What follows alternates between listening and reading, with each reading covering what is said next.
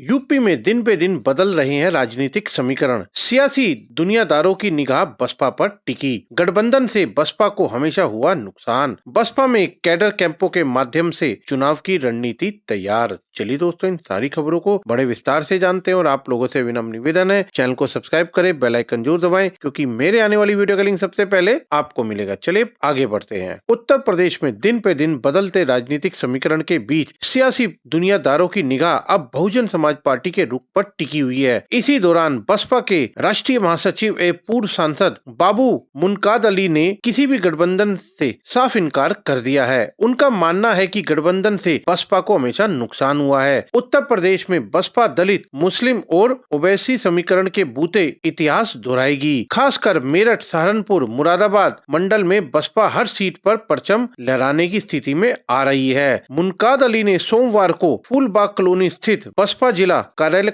पर संगठन की समीक्षा करने के बाद मीडिया से विशेष बातचीत की। उन्होंने भाजपा पर कटाक्ष किया। भले ही कुछ दल अपने चुनाव कार्यालय खोलकर शोर मचा रहे हों, लेकिन बसपा शांतिपूर्वक तरीके से अपने कैडर कैंपों के माध्यम से चुनाव की रणनीति तैयार कर चुकी है। राष्ट्रीय महासचिव ने कहा है कि इंडिया गठबंधन का किला पहले दिन से ही ढह रहा है। बसपा मुखिया मायावती साफ कह चुकी हैं कि बसपा इंडिया गठबंधन में कभी शामिल नहीं होंगी। कहा कि बसपा पूर्व में सपा, रालोद और कांग्रेस के साथ गठबंधन करके देख चुकी है, जिसका फायदा बसपा को कभी नहीं मिला बल्कि उनके साथियों को मिला है। बसपा की किसी भी पार्टी की विचारधारा तो मेल ही नहीं खाती। उन्होंने निकाय चुनाव में मुस्लिमों के असदुद्दीन ओवैसी के प्रति रुझान पर कहा कि वह स्थानीय चुनाव थे। कुछ लोगों ने मुस्लिमों को गुमराह किया है। अब मुसलमान किसी के बहकाव में आने वाला बिल्कुल भी नहीं है। दलित, मुस्लिम और दबे कुचलों का अपमान हो रहा है। ये सब एकजुट होकर लोकसभा चुनाव में अपने अपमान का बदला जरूर लेंगे। इस अवसर पर मंडल प्रभारी